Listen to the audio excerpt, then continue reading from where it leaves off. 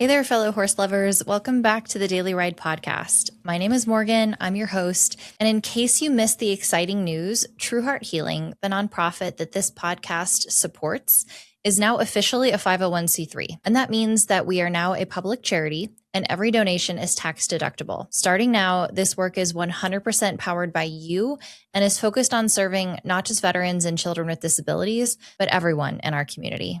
True Heart Healing is on a mission to leverage the healing power of equine partnership and the joy of equine companionship to support and empower all individuals to build stabilizing relationships in their lives, facilitate learning and personal growth, find hope, and discover their purpose. We've already had our first event. We've hosted a seminar on positive reinforcement and trick training, and we're planning on hosting a horsey happy hour later this summer. So if this podcast has ever made you think differently, feel seen, or connect more deeply with horses or your animals, or even just brought a little bit more joy or calm into your day, I'm asking you to take one small step to help keep it going by supporting True Heart Healing with a donation. We're building opportunities for one-on-one sessions, horse experiences, educational talks, and even more content that helps people find joy and connection with their horses, themselves, and in their communities. But none of this happens without your support. So I've made it as easy as possible. Click the link in the show notes below or head to truehearthealing.org to donate. And if you can't give financially right now, there are free ways to support us. Every new subscriber, like, comment, and share helps push this content out to other people who might need to hear it too. So from True Heart, the True Heart Healing Board, and me, thank you so much for being part of this. Today's episode is a bit of a heavy topic, but I hope that what I have to share feels like a hug to my listeners because I know that it's something that everyone has experienced or will experience at some point in their life, and that's grief. And that's also why I've asked some of my listeners and community members to share their own experiences with their animals in grief, because I think there's strength and comfort knowing that others feel and have experienced this too. And hearing about their love and their perspective can help bring a sense of hope. Not only that, sharing our memories and experiences of our loved ones gives us a chance to continue honoring and celebrating the bonds that we had with them, something that I encourage you to do, both with me in the comments below or with your own circle of family and friends. But there's so much more to talk about with grief as well. There's not just the grief that comes when someone dies, but also the many shapes that grief can take on over a lifetime. I want to talk about the grief that I currently am experiencing about losing my cat Duke last fall and how my other cat Daisy and I are mourning. I'm going to talk about saying goodbye to Grace in ways that at the time felt like losing her, although I'm happy to report that Grace is back and she lives in the same herd as True. And I'm going to talk about losing my husband to suicide when I was 22 and how grief can be felt in other more quiet goodbyes like past careers, identities, and maybe friendships that have faded. And of course, I want to talk about horses, how they experience grief, how they recognize grief in us humans, and how they can help us move through our grief, because sometimes the most powerful healing isn't fixing grief or explaining it, but simply having another living being stand beside us as a witness to help us carry it. And of course, I'm going to talk about how faith can help us with our grief. So if you're listening today while you're grieving something, someone, animal or human, a relationship, a dream, or even a chapter of your life, I hope this episode brings some comfort to your heart. And please cross your fingers for me as I try to get through sharing some of this. I've practiced, but I'm pretty sure I'm going to cry at some point. But as Maggie Kuhn said, I will speak the truth, even if my voice shakes.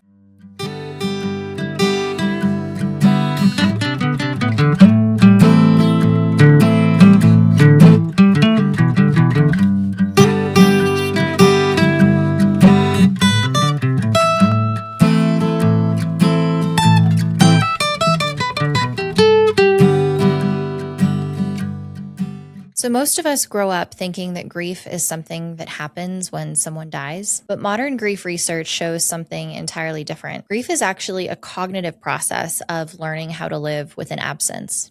And our brains are wired to find patterns and routine because biologically speaking, familiarity signals safety to us. It signals belonging and security to our brains. Research in neuroscience suggests that grief involves ongoing activity in the brain's attachment and reward system. In fact, studies using functional MRI scans have shown that when grieving individuals see reminders of someone that they lost, like a picture, The brain areas that are responsible for attachment, particularly the nucleus accumbens and anterior cingulate cortex, remain active on those scans. And this suggests that the brain continues searching for that lost loved one, which helps explain the powerful sense of yearning that you feel after a loss. When we lose someone, our brain has to reconcile two competing realities. One part of our mind still expects that person or animal to exist in our world, and the other part knows that they're gone and is struggling to synthesize a new expectation of reality without them. And grief is the process of those two realities, those two structures, slowly reconciling together. Psychologists used to talk about grief as a series of stages like denial, anger, bargaining, depression, and eventually acceptance.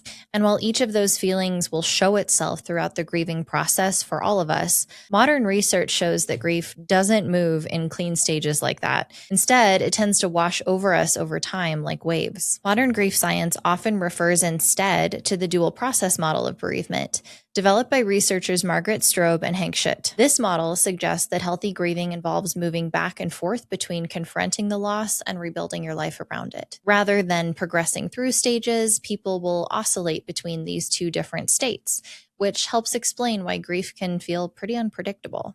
Some days you might feel steady, other days you might feel like you're fighting for your life, and still other days you might land somewhere in between. There's not a set timeline for ever being officially done grieving or over it. In fact, if you carry grief throughout your whole life, it doesn't mean that you're grieving wrong at all. It just means that you loved deeply enough that the absence still echoes in your life. So with the understanding of the cognitive processes of grief being searching for patterns, adjusting expectations, and creating a new reality around an absence, another important idea in grief research is the idea of continuing bonds. Now, continuing bonds is the idea that when someone dies or leaves our life, the relationship doesn't actually disappear. It just changes its form. And that form might be the change from an earthly body into a spiritual one, from a person that you call for advice to instead hearing their wisdom and voice speaking through your own, or the lessons that you've gained shaping how you move forward throughout your world and the decisions that you make. The idea of continuing bonds suggests that grief is more about adjusting to change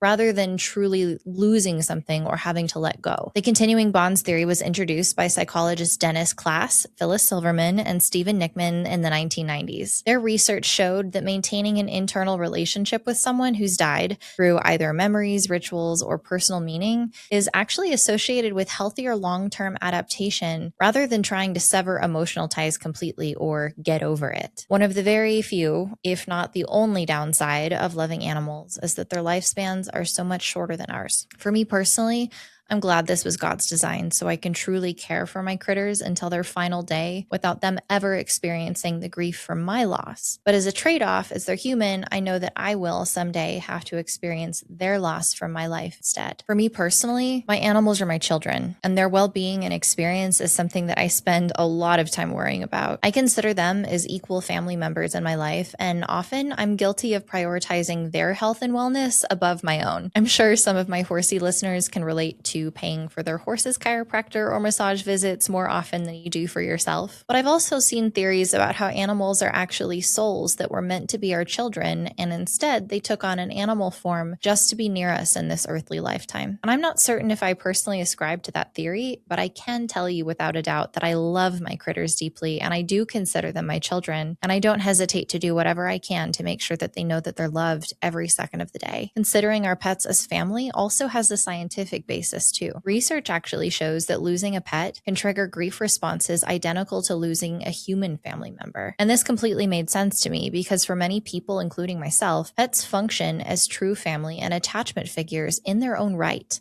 They have their own personalities, their sources of comfort, stability, and unconditional companionship to us. And their presence in our lives and in our homes causes us to develop routines with them that contribute in really meaningful ways to the rhythm and meaning and shape of our own life. Human-animal bond research has shown that interacting with pets can release oxytocin, that same hormone involved in human bonding between parents and children. This hormonal bonding response helps explain why attachments to animals can become as emotionally meaningful as human relationships. When we lose a pet, our grief isn't less than a human loss. In fact, many researchers studying bereavement have found that intense attachment to pets often predicts equally severe, if not not even stronger grief responses when compared to human losses. And in fact, it's the strength of the attachment that correlates with grief intensity. So unsurprisingly, a very recent survey found that almost 8% of people that are grieving a pet met criteria for prolonged grief disorder, or PGD, a recognized clinical condition marked by persistent sorrow and functional impairment. And this is at a similar rate as those grieving human loved ones. I can attest to the intensity of grief from a pet loss personally. Whenever I'm reminded of my childhood dog Belle, who I lost to epilepsy when I was in middle school, I still tear up even though it's been 20 years since her death. Animals, our relationships with them, and their imprint on our identities and our lives can be every bit as powerful as our human relationships are. And in fact, I credit that dog Belle as being the reason that I love animals as deeply as I do, because I was her person. She chose me. I'd also like to share a more recent pet loss impacting my life. Today, before recording this episode, I took my cat Daisy to the vet for routine blood work and a wellness exam. She's going to be 13 next month. And it was the first time I've taken her to the vet without also having her brother Duke come with us. My cat Duke was my kiddo. He was my little gentleman, my cuddle bug. And for 12 years of life, he saw me through some of the darkest days and took such incredibly thoughtful care of both me and his sister Daisy. I adopted Daisy and Duke as kittens a few months after my husband died in the fall of 2013. I walked into the shelter intending to adopt one older cat, but Duke and Daisy both claimed me as soon as I walked through the kitten room. Daisy crawled up my leg and into the hood of my hoodie, and Duke curled up in my lap as soon as I sat down to deal with her. I knew right then and there that I couldn't bear to leave either one of them there in the shelter any longer. They needed to be with me. And they were. We bought a condo together. They helped me complete my master's. They helped me work hard as a rehab counselor. And eventually they helped me go back to school for engineering at Mines. Duke was always perched on a sofa arm, meowing a little, "Sup?" whenever he'd make eye contact, or pouncing on my feet under the covers at bedtime. He was so compassionate in taking care of Daisy, cleaning her face and snuggling her. He loved watching birds and butterflies out the window, and he would watch penguins and elephants on TV. At Christmas time, he would sneak downstairs and play with his toys in his stocking in the middle of the night, or he would meet me or my mom on the couch if we couldn't sleep and try to help us with purrs and headbutts and biscuits. Sometimes he would practice his opera in the back stairwell of my condo where it's echoey. And he's the reason I learned the word caterwauling. He had a great voice, even though he was pretty quiet compared to Daisy. He was so handsome and good-natured, and he had a knack for stealing bottle caps to play with. On more than one occasion, he'd wake Daisy and I up in the middle of the night, and we would get up to find him making noise from playing with a bottle cap that he had brought into the bathtub. I remember moving my living room couch around and finding a pile of bottle caps and other treasures that he had lost under there, and he was so thrilled that I rescued that pile for him. He also loved playing with my dog Sheila's tail, and when I adopted Junie as a puppy, he was patient and gentle with her, and he let her play with his tail instead. But on a routine health visit last November, the vet at first suspected he had a UTI. But when I brought him back for a follow-up to ensure that he was comfortable and that the infection had been dealt with, large masses were discovered on his liver, and fluid had started to accumulate in his abdomen. I immediately took him back in that same week for more diagnostic testing for the suspected cancer, and I was fully prepared and expecting to be able to provide him with any and all medical treatment. I wanted to know exactly what kind of cancer we were dealing with so I could help him fight it and keep him comfortable and do anything to make sure we had as much time together as possible. But unfortunately, one of those needle poke tests that we ordered caused a tumor to rupture and caused internal bleeding that developed on our way home from the procedure. When I noticed he wasn't coming out of the anesthesia, I rushed him right back to the hospital, but there wasn't any time left. He was gone, and the vet was shocked, having never in 12 years of her practice had a reaction like that to a diagnostic test. Holding his little body in my arms for the last time made me realize the weight of what he'd given my life. Comfort, quiet companionship, joy, and peace. My grief for him has felt simple, honest, and forthright, much like Duke was to me and Daisy.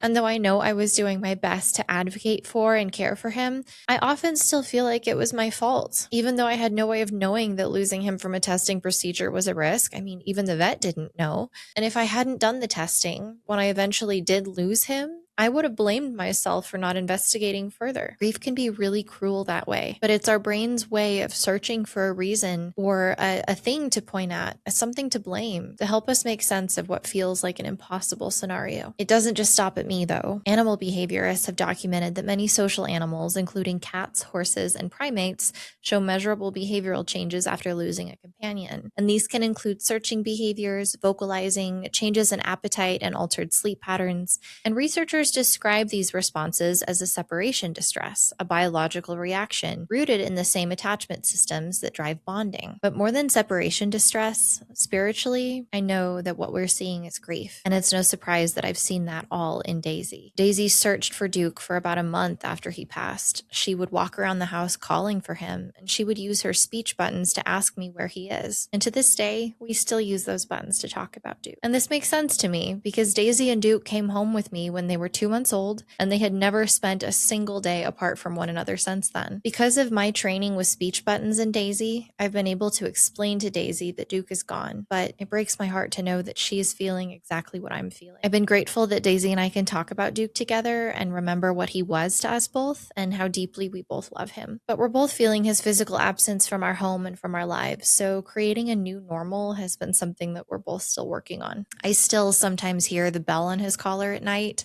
or I think I spot him perched on the arm of my sofa out of the corner of my eye. And while it breaks my heart every time I remember that he's gone, I'd like to think that is his spirit still here doing what he always did best, keeping an eye on us and just being close. I'm really grateful that Daisy is still with me as we're grieving Duke together, but at times it's almost made me panicky knowing that Daisy is 13 now. And though she's healthy and spicy and hasn't shown many signs of slowing down at all, I know that someday I will go through this with her too. And I hope that day is many years from now. Both Daisy and Duke were my shadows, always making sure that we were in the same room in the house, sleeping in the same bed together, always within eyesight of each other, and I am always very well supervised. For the last 13 years, I have never, ever felt alone at home because of them, and the older I get, the more I treasure just getting to be with my loved ones like that, even if we aren't doing anything special. And in some ways, I think my grief over pet loss has felt sharper because of the innocence that pets have. I was Duke's whole world. I was responsible for his day-to-day life and his happiness, and I hope he knows how much he was loved, how special he is to me, and that he had a good and happy life, not wanting for anything. I hope he knows that he was a huge part of my world too. He was responsible for so much of joy and love in my life. Maybe the most profound loss that I've experienced in my life was losing my husband to suicide. And that kind of grief will rearrange your whole internal world. First, there's the shock, the unanswered questions. Everything feels surreal, and it still does 13 years later. The moments where my mind still tries to replay history and create a different ending, looking for something that I could have done differently. And there's also the painful realization that love alone sometimes can't save someone. And even systems and people that are trained to detect warning signs and keep people safe still might not be able to. And that realization was a tough one to come to terms with when I was 22. That loss has changed how I understand love and how to show up for and care for people. And it's deepened my empathy for the invisible battles that people can carry. And the idea of oscillating between two different states, living with the absence of the loved one and trying to rebuild your life after their departure, has certainly rang true to my experience in my life with this loss. Because even today, it can seem surreal that Eric no longer exists in this world or in my life, even though I've been profoundly blessed since his passing. Everything I've been able to rebuild in my life in the years since he's been gone, I'm really proud of. The idea of continuing bonds brings me comfort with my grief about Eric because it's a really deep hope of mine that he would be proud of me, specifically with True Heart Healing and with this podcast. I've also searched hard to find gratitude with that experience because Eric's death highlighted the healing power that horses have in my life. At the time that this happened, I was caring for Grace. And without her, I'm not sure I would be here. And I'm so thankful to have recognized that as a purpose in my life, being able to pass that kind of blessing on to someone else, which is why I'm so eager to share horses with others too, especially with those who are carrying grief. But not all grief comes with a funeral. Some grief arrives when a career that you poured your heart and soul into no longer fits you, when a relationship or a friendship ends, or when a version of yourself that once made sense has to be left behind. Those losses don't come with the same social recognition that a death does, or sometimes even your own awareness of the grief that they're bringing, but they still reshape your life. They still carry weight, and they still challenge you to hold space. On this podcast, I've mentioned a special horse named Amazing Grace a few times. Grace is still walking this earth. In fact, she lives in the same herd that True does now, but I've grieved her loss over the years whenever I've had to say goodbye to her, and I've felt unsure of if or when I might get to see her again. And sometimes that kind of grief can be harder to explain to people who haven't experienced it. In fact, I even had people say, "I don't get why you're so upset. She's not even your horse." And man, that really felt invalidating. But when a horse becomes part of your life, part of your daily rhythm, your emotional world, and your identity, losing that connection leaves a true absence. And it's the same as any other kind of loss or grief, in that someone that used to be present in your daily life isn't anymore. And because of that, everything is different. Something has profoundly changed. And even if that change isn't death, it still is grief. It turns out that grief can also look really similar across species too. For example, horses themselves experience loss in ways that look really similar to human grief.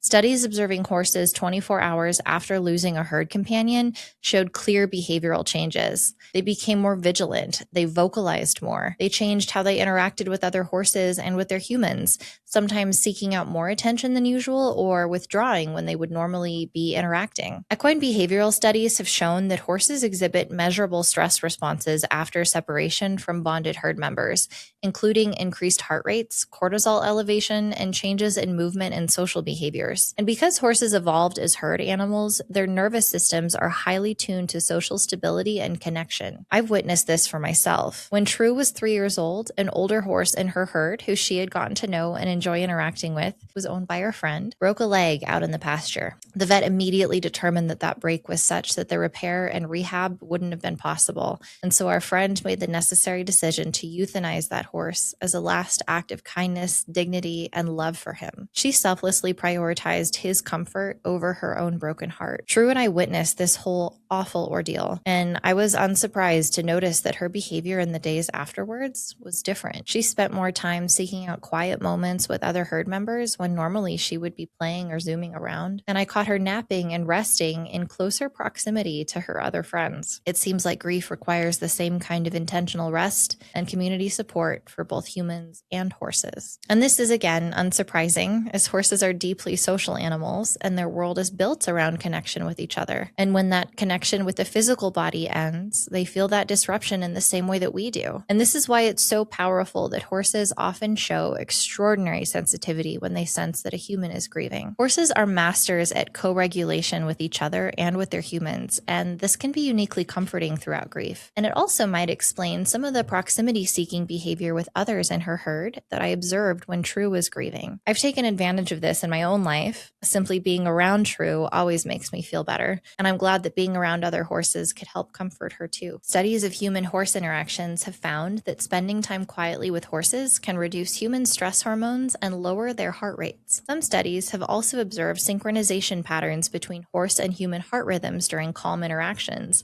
supporting the idea that shared emotional regulation occurs through proximity and nonverbal communication, and therefore is possible across all species. So now that you know the science behind why being with horses or animals in general helps, if you have access to a horse, I encourage you to just go be near them and notice how you feel. And if you need help making this happen, my nonprofit, True Heart Healing, would be happy to help facilitate some horse time for you. So please reach out to us. For me, time with True always makes me feel better, no matter what I'm dealing with. So I'm happy to help make this possible for you too. But we as humans can also help regulate each other in grief. Simply being together can bring comfort, and telling stories and sharing photos of a lost loved one after their passing often feels like treasure. Traditionally, when humans die, people would bring casseroles to the family after a funeral or hold a wake. And these functions were meant to be platforms for everyone to come together and be close and share stories about the lost loved one. Often these traditions included singing hymns together in church, something that is a kind of somatic therapy that helps our bodies and our nervous systems handle that grief. And though modern society, we may have drifted away from some of those traditions And certainly pet loss and other kinds of loss don't usually involve church services or wakes. Support can still be found in ways outside of lasagna pans. For example, sending a text like, "Hey, I was just thinking about your loved one. Can I share the memory that popped into my head?" and show care and support and addresses the actual grief more than just saying, "Tell me if you need anything," or "What can I do?" When my cat died, my dad immediately scrolled through his phone's camera roll and he sent me all the pictures he could find of Duke. And receiving those just felt like a huge hug. Some of my friends shared their favorite memories of interacting with Duke over the years, and I absolutely loved hearing about those too. So I challenge my listeners to go beyond the standard "sorry for your loss" statement and instead embrace the opportunity to talk about whoever has passed. In our modern society, this might feel a little gauche or uncomfortable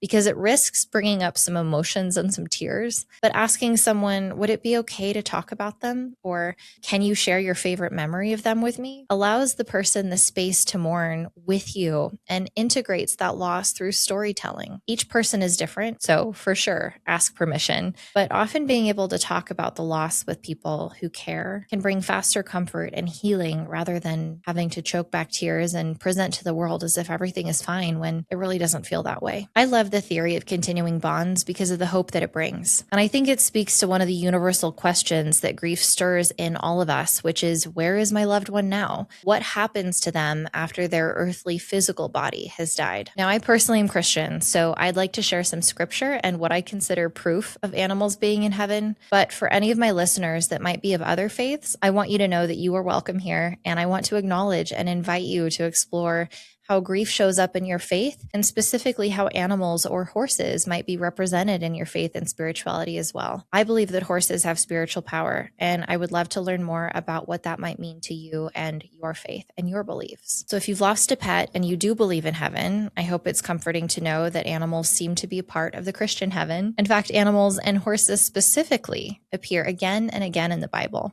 And this was really cool for me to learn about, as I have long asserted that horses are unique in their connection to the spiritual world. And I think maybe I believe that because of their ability to understand and alchemize emotions and even seem telepathic at times. But also just being with horses has always been where I've felt most connected to my creator. The barn is church for me. So from the very beginning of the Bible, animals seem to matter a great deal to God. In the story of Noah's Ark, after the flood, God makes a covenant with all creatures to protect us from ever perishing like that again. Every living creature of all flesh, says Genesis 9. In Psalm 36:6, it says, "You save humans and animals alike, O Lord." And in Ecclesiastes 3:19 and 20, it says, "Surely the fate of human beings is like that of the animals. As one dies, so dies the other. They all have the same breath." Now, the rest of this scripture is sometimes interpreted as questioning if an animal's spirit ascends to heaven like ours do. But for me personally, I take great meaning out of the fact that there was a specific word used in this passage. In Hebrew, the word for breath or spirit here is ruach.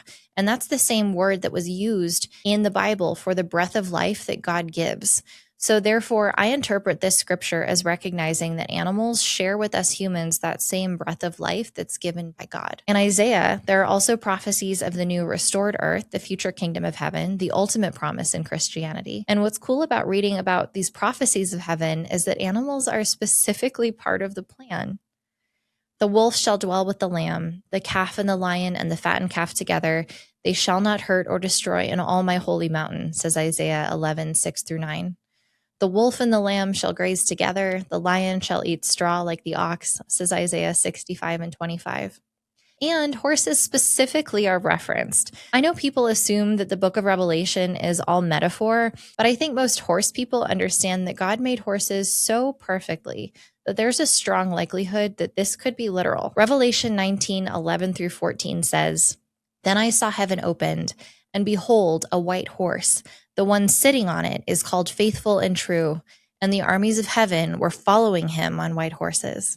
In the book of Job, horses are also celebrated. "Do you give the horse its strength or clothe its neck with a flowing mane? Do you make it leap like a locust, striking terror with its proud snorting? It paws fiercely, rejoicing in its strength," says Job 39:19-21. And all of these passages suggest something important about the Christian Bible's view of animals and our pets within creation. And that's that the future that God has promised us is the restoration of all life, not just human life. So personally, I have faith that our critters will be with us in in whatever comes next and what I believe is heaven. But even if you're not religious, there are still powerful ways to think about hope and the continual bond with our animal spirits. So I'd love to hear from you and your beliefs about our animal souls after they move on from their physical body on earth. Maybe something that you share will be of comfort to someone else here too. In the spirit of carrying grief together with the help of others in our community, I've asked some folks to share a bit about what their experience with pet loss and grief has been like for them. I'll begin with my friend Annette, who I met through nanoreef.com because we were both into saltwater tanks. Annette lost her husband and sometime later, the dog that they shared together. Here's what she wrote. Unfiltered, pure,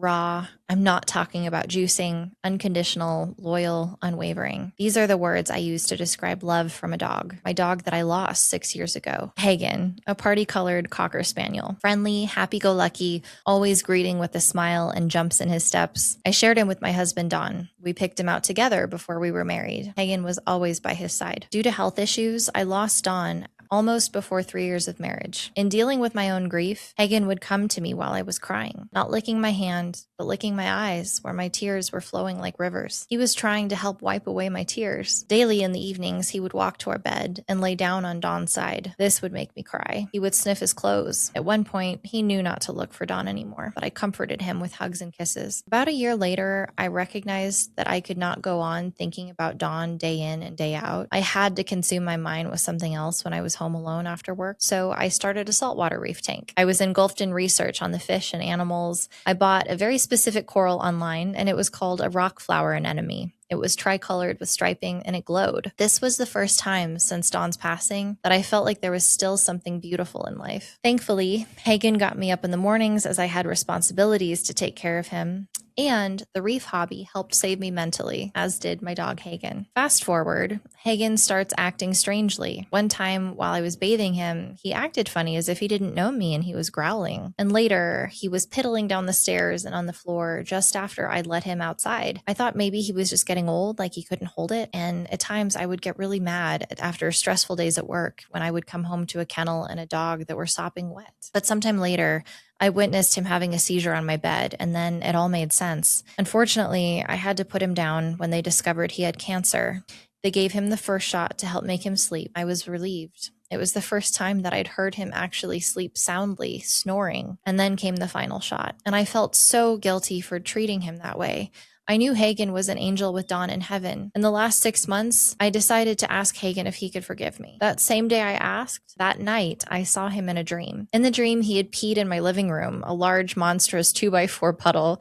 I calmly and quietly got off the sofa with paper towels and I cleaned it up. I sat back down and Hagen came over to me and rested his paw in my hand, which was on my knee, and looked up at me in the eyes. I knew he was saying that he accepted my apology. I knew he forgave me. I woke up from the dream and I cried some more. I felt like I didn't deserve such love. I thought about that for a long time. Why does grief hit so hard, aside from the obvious answer that you love an animal or a human so much? I think it's as we grow up, we're taught to hush. Go to our room, we hold our teddy bear or our doll, and we cry quietly there. When we're too noisy, we're quieted by our teachers. When speaking with our parents, they might dismiss us, suggesting that we're too young to have an opinion and we should just handle it. In school, we must whisper. We put away our feelings and pretend to be courageous to bullies or to our brothers and sisters that look up to us. We hold in feelings so we don't look stupid in front of our friends. And this goes on throughout life, in home and at work, with our spouses who wonder why we're acting bent out of shape when we aren't saying what's wrong, acting angry or secluded or depressed. It's nothing, we say. We've employed our ways to cope because our life demands it. We suffer the loss of a family pet, a family member, a friend, and this hits so deep. There's nothing we can do this time to hide the intense feelings. We just want to scream into a pillow and hold our dear loving pet like the teddy bear that we did as a kid. We're just lost. I do believe that our loved ones are still with us when we pass, that they're just on that invisible plane, on a different dimension, heaven, but they know what we're doing. They watch us. They look out for us. My husband knew my favorite time of day was 12:34 p.m. I can tell you I see that number 2 to 3 times a week, like he's drawing my eyes to the computer screen or analog clock. A few months back, I was nervous about a doctor's appointment, and I'm brought into the room, and my eyes immediately were diverted to the digital clock on the desk, 12:34. Don was letting me know that he was with me, plain and simple. So look for those signs so you're comforted, and talk freely to your loved ones. Ask them to guide you. One day, you'll be with them. But in the meantime, do things that they would be proud of. Be excited to show them, hey, I went to a movie by myself. I ate dinner. I went on a trip. They're watching. They're still with you. Thank you for sharing your heart, Annette. A beautiful tribute to both your husband and your dog.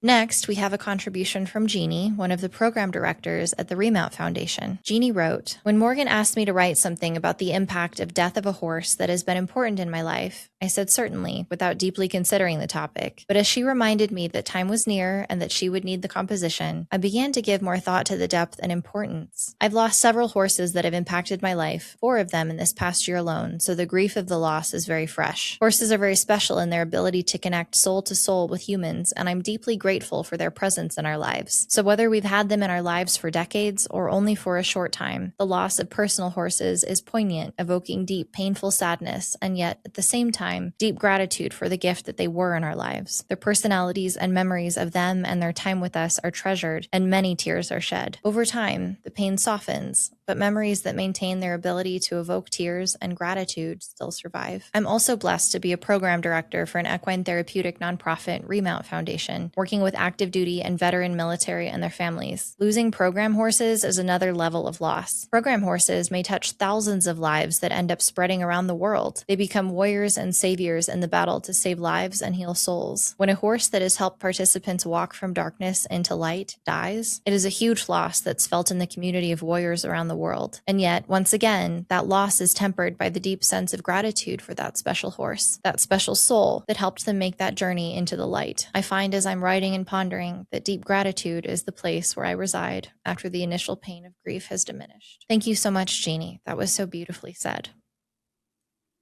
Tara Polson, the legendary horsewoman, polo player, and trainer who I featured on this podcast before, started My Horse True for me. I look to her often as an example of a leader among both horses and people, and I'm blessed to call her my friend. She was kind enough to share her experience with us as well. She wrote, "When people ask me about the horses that made me the horseman and trainer that I am today, 2 names immediately come to mind, Marty and Izzy. Marty was my first 2-year-old, and ultimately my first true all-round horse. Together, we did a little bit of everything. He carried me in the show ring, across polo fields, through fox hunts, and through countless lessons. He was the horse for so many first rides, and he gave confidence to riders who needed it most. One of my favorite things about Marty was that he always met people where they were. He taught beginners, challenged experienced riders, and somehow always knew exactly what was needed. Some of my favorite memories with Marty were the adventures that we shared. One that stands out is riding him in the inaugural parade. It was one of those special moments that reminded me of how versatile, dependable,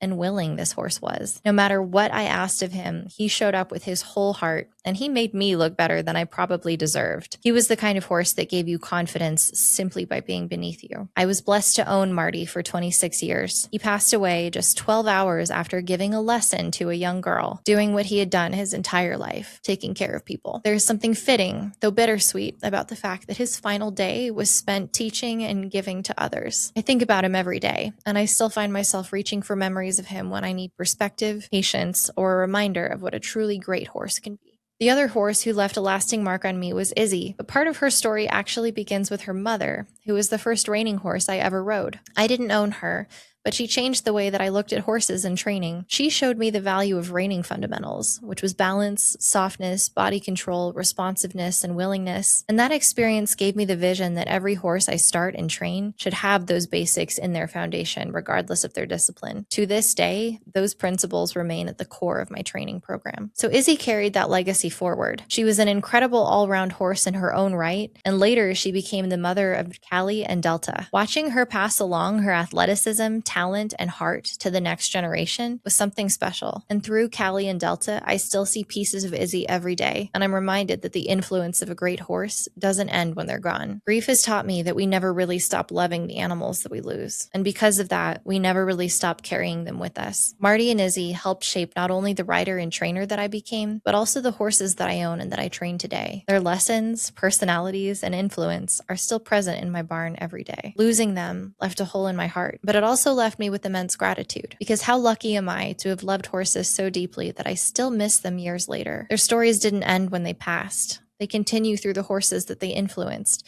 the people that they taught, the riders that they inspired, and the horsewomen that they helped create. And for that, I will always be grateful. One of the greatest gifts that our horses leave us after they're gone is that they continue teaching us. If we're lucky, the grief eventually becomes gratitude, and the memories become a reminder of just how special they were. Marty and Izzy will always be part of my story, and I carry a piece of them with me every time I swing a leg over a horse. Thank you, Tara. I can feel the love for both of those special horses coming through. What a legacy those two horses left with you.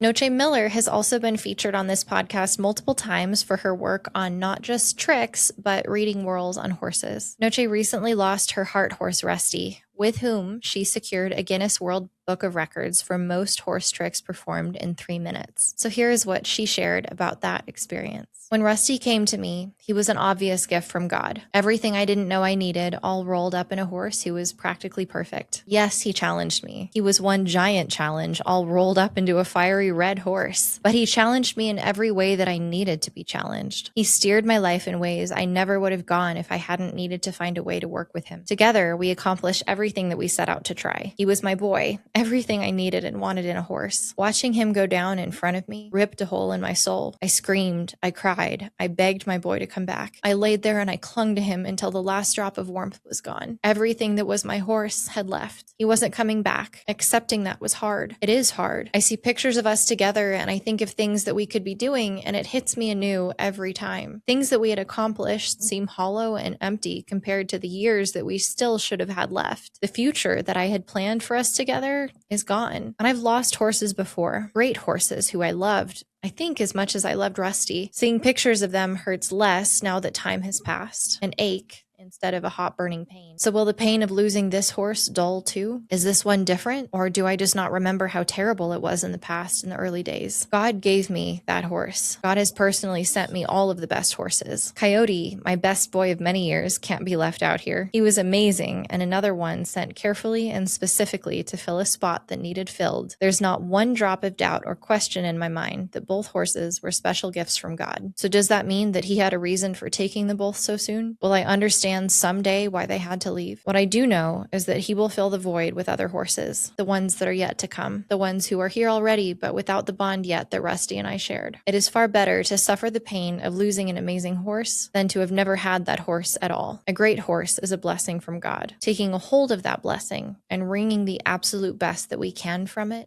is up to us. Thank you so much, Noche. I know that loss is still really fresh, and the way that you've shared inspires me to make sure that I'm wringing the absolute best out of everything that I've got with True. Thank you.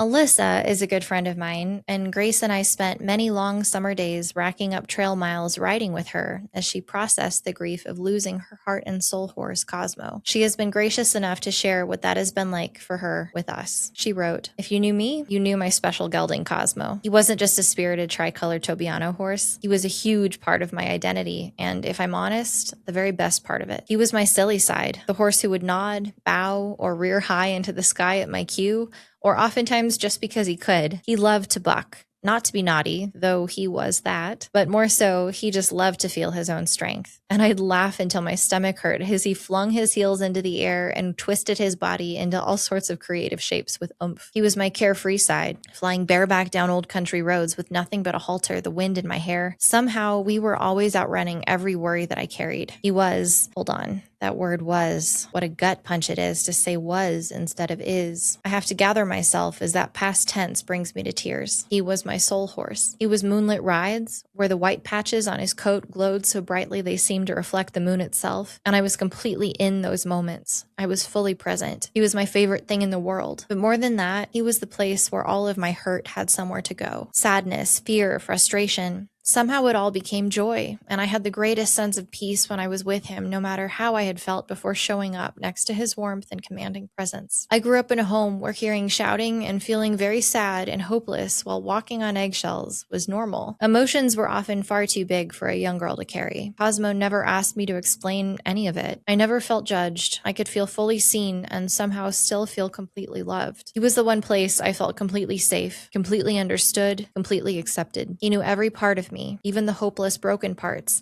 and he loved me anyway. I loved him unconditionally back that same way. He carried the confidence I always wished I had. We would eat up the earth together with miles put behind his flowing black tail, and I never knew where I ended and he began. He felt like an extension of me, as much as in spirit as in body. I failed to communicate what that horse was to me. I don't know that I'll ever find the words to truly explain what losing Cosmo felt like, because how do you explain losing something that wasn't just part of your life, but a huge part of who you are? I can say now without shame that I almost didn't survive it. People say, but he was just a horse. But he was never just a horse. He was my sanctuary. When he died, it didn't just break my heart. It shattered my sense of who I was. People describe grief as drowning. For me, it felt like the weight of the entire ocean settling into my bones until even existing hurt in a crushing way. Every breath carried the realization that the one place that I had always gone when life became too much no longer existed. So how could I cope when I couldn't go to the place I went to when I was hurting most of all? Because the place I went was just gone. For a long time, surviving meant minute by minute, then hour by hour, then day by day. Therapy eventually helped me understand something that I couldn't see in those first few months. Grief comes in waves.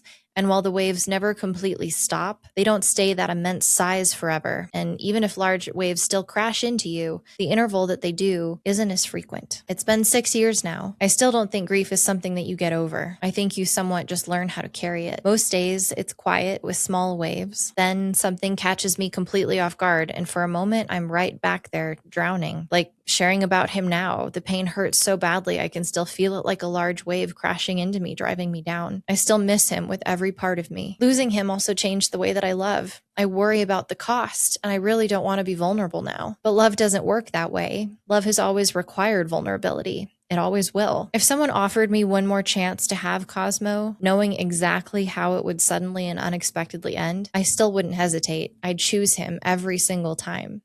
Because as unbearable as the grief has been, a life without loving him would have been a far greater loss. People say grief is the price that we pay for love, and I feel like that's so true. As painful as it is worth it. If someone listening is carrying the loss of an animal that they loved, I hope they know they never have to apologize for it. They never need to minimize it.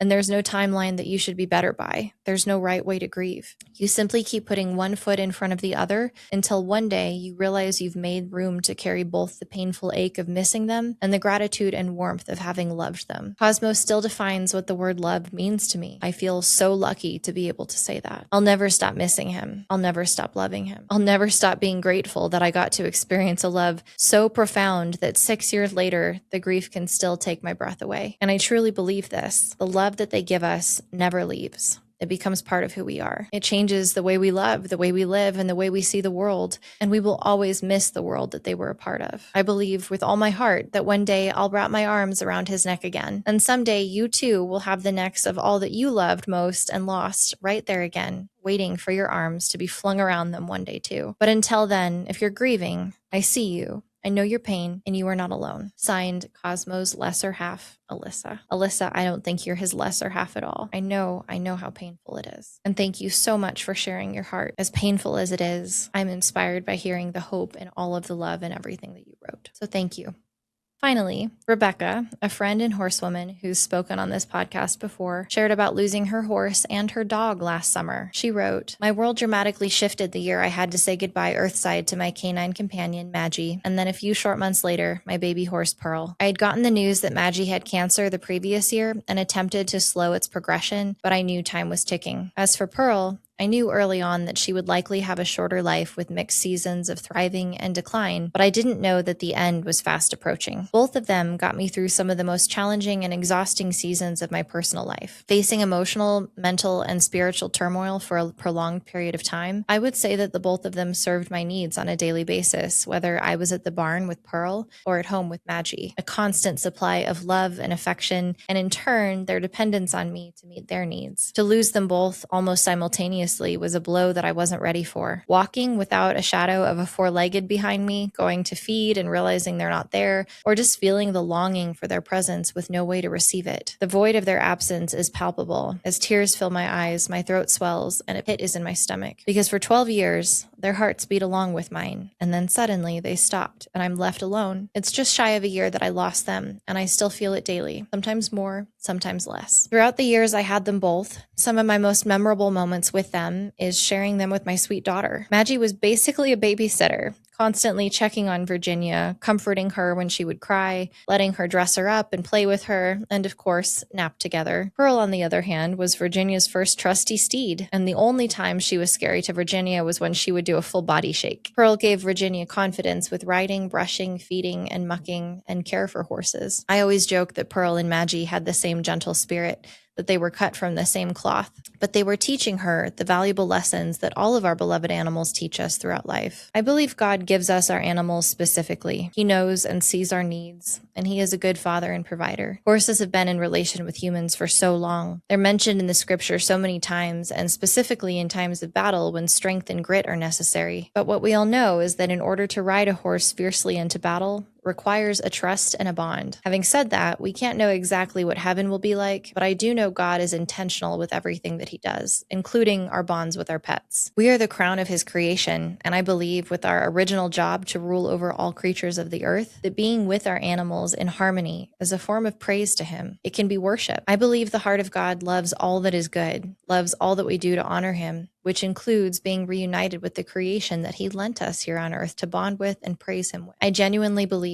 that we will see them again, fully restored in harmony with the one who created us individually and the chemistry He allows between us. It's His own work of art, a masterpiece, and I can't wait to see the finishing touches when we get there. Thank you so much, Becky, for sharing this. I hadn't thought about being with and caring for and loving my animals as a form of worship, but when I say this out loud, when I read what you wrote, I feel in my bones that that's true. I'm so honored to have been trusted to share these perspectives on grief, faith, love, and gratitude. And I can't express my thanks enough to those who contributed their perspective to this episode by sharing their hearts. I think hearing from others going through grief can give us comfort and normalize the grief experience as something that's universal to the human experience. And it reminds us that we're not alone in carrying our grief. We are among other hearts who know exactly what this feels like, who have loved deeply, who understand this pain. So I really appreciate the courage and vulnerability that it takes to share about this topic. Please let each of these beautiful souls know that you appreciate what they did by leaving a note for them in the comments, and I'll make sure that it gets to them. Encouragement and appreciation are some of the most valuable gifts that we can ever give each other. Love and connection to a loved one, human or animal, doesn't disappear after a death, and that's why absence hurts so deeply. The research in grief psychology that we covered earlier shows that maintaining symbolic connections with those that we've loved and lost through memories, storytelling, and continuing traditions can help support resilience, identity development, and emotional stability over time. This suggests exactly what our community members shared, that remembering and celebrating our loved ones helps them become part of our internal world. The people and animals that we love